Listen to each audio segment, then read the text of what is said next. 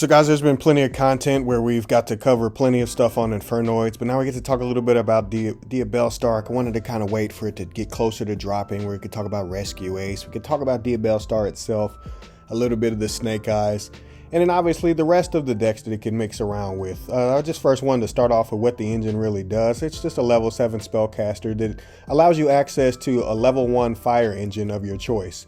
In this specific case, I wanted to show off just how it's going to mix in with Rescue Ace, the meta deck that it's most known for. Getting to special summon out Hydrant getting to add the Airlifter to your hand.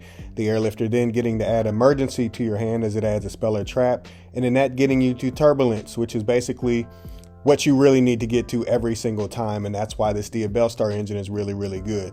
Obviously, you have to play and mix in cards like Book of Moon and other cards to help you push through Turbulence's effect, because that's how you win the game with the deck. But most definitely, being able to at least have some sort of setup off of the Witch herself, whether you open the Tainted Quick Play or you just open her, you're going to be able to get pretty far in resource advantage just by being able to start off with, and that's before you even pass your turn, special summon another name back in your crazy turn by putting probably Sunlight Wolf most of the time. That would be the play that I would go for, just to be able to have a Rescue Hydrant back in your hand when you actually link it off. The link Haribo Sunlight Wolf board with the ability to pull yet another Rescue Ace back on either turn, with the quick play going into the next turn, as well as put the Hydrant back in your hand. I feel like that's just the normal expected opening that you should see from this deck. That's how I would play it, and just seeing that, I feel like that's just the way that you're gonna have to kind of be ready for everything to go off. Now obviously they can extend further, go into a Heat Soul plays, and then draw in the hand traps if they're playing that version, or more cards that can simply help them further their advantage game, which most definitely will have a hard time dealing with.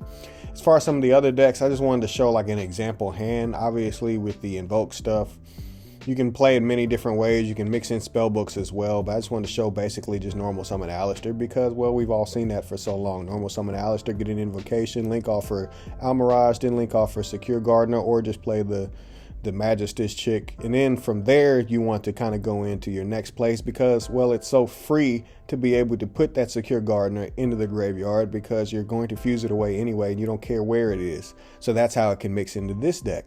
Now obviously I would add in cards like the Trap card that basically is a imperm, so to speak, for the archetype. And then also have a Diabellstar monster that's really, really hard to deal with, as well as a possible inboard of putting a Schism behind it if you want to set that up, a Dogmatica board if you want to set that up and put more spellcasters on the field.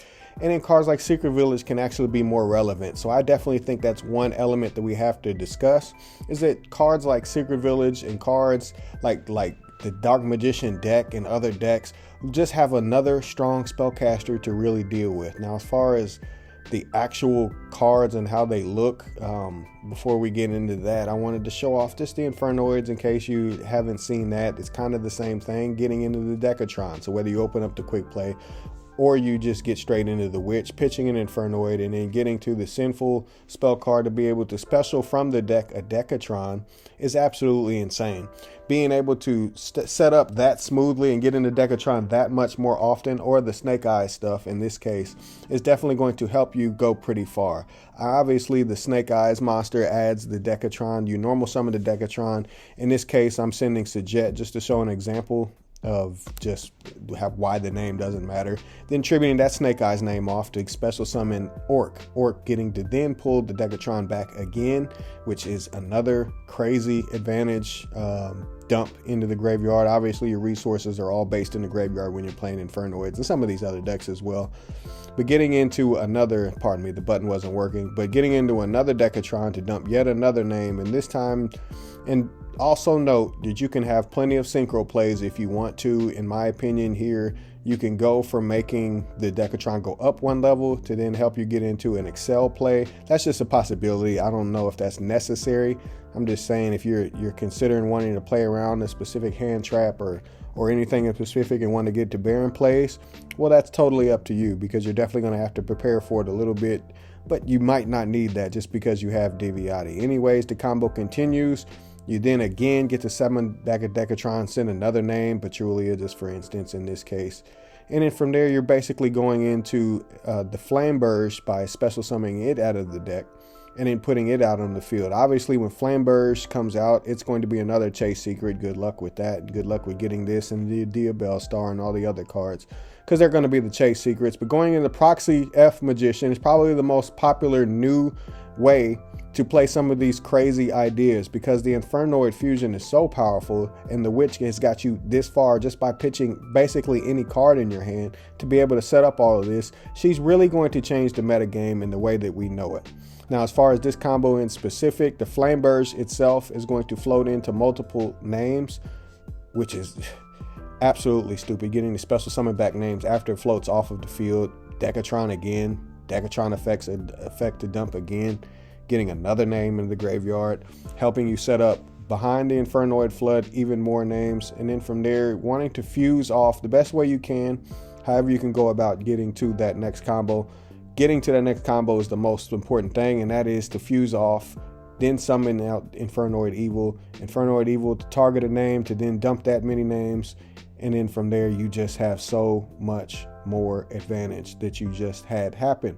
So whatever deck the Diabellstar is being featured in, and trust me, you'll see it inside of the Fire King stuff, it definitely is going off. Now let's get into the profile.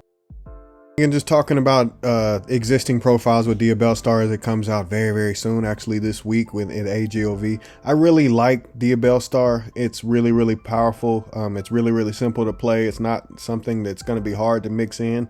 It's really strong card advantage, and it gets you to the wheels of the decks that you want to play that have level 1 fire monsters.